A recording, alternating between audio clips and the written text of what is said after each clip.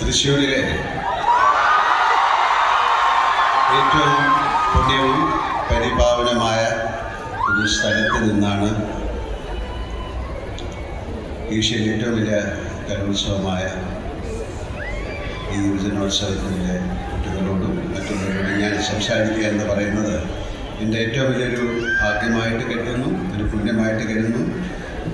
അതിന് ഇടവരുത്തി തന്ന വടക്കം നാട്ടിനെ ഓർത്തുകൊണ്ട് അദ്ദേഹത്തെ സ്മരിച്ചുകൊണ്ട് ഞാൻ നിങ്ങളോട് സംസാരിക്കാൻ നമസ്കാരം.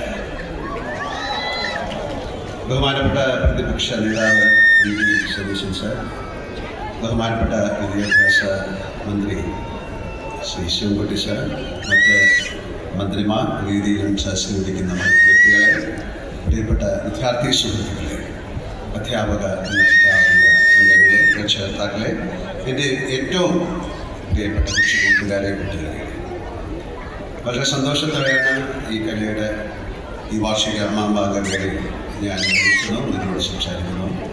ബഹുമാനപ്പെട്ട മന്ത്രി പറഞ്ഞ പോലെ എന്ത് വേഷമിട്ടുകൊണ്ടാണ് വരുന്നത് ഒരു വലിയ ചർച്ചാ വിഷയമായിരുന്നു.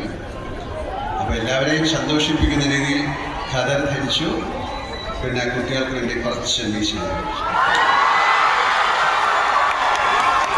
എല്ലാവരും ഒരുപോലെ സന്തോഷിപ്പിക്കാൻ പറ്റില്ല. അപ്പം എന്തായാലും ഇത് ഏറ്റവും നല്ലൊരു വേഷമാണ്. ഞാൻ കൈത്തറിക്ക് വേണ്ടിയിട്ട് ബ്രാൻഡ് അംബാസിഡർ അല്ല ബ്രീഡ് അംബാസിഡറായിട്ടൊക്കെ ചെയ്തിട്ടുള്ളതാണ്. എനിക്കിഷ്ടപ്പെട്ട വേഷമാണ്. അപ്പം എൻ്റെ അടുത്ത് മന്ത്രി പറഞ്ഞു ഇങ്ങനെ തന്നെ വരണം. നന്ദി സർ.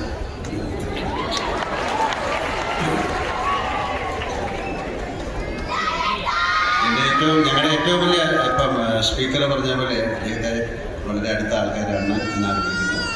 ഞങ്ങളുടെയൊക്കെ പ്രിയപ്പെട്ട സുഹൃത്തും എൻ്റെ നിയോജക മണ്ഡലത്തിലെ നിയമസഭാ സാമാജികരും മന്ത്രിയുമായ ശിവൻകുട്ടി സാർ സംസ്ഥാന സ്കൂൾ കലോത്സവത്തിൻ്റെ തുടക്കത്തിനോ സമാപനത്തിനോ എന്നെ ക്ഷണിച്ചപ്പോൾ ഞാൻ പറഞ്ഞു എന്തായാലും ഞാൻ വരും. കാര്യം ഇത് പല പ്രാവശ്യം ഇതിനു മുമ്പൊക്കെ ക്ഷണിച്ച സമയത്തൊന്നും എനിക്ക് വരാൻ സാധിച്ചില്ല, പല തിരക്കുകളാണ്.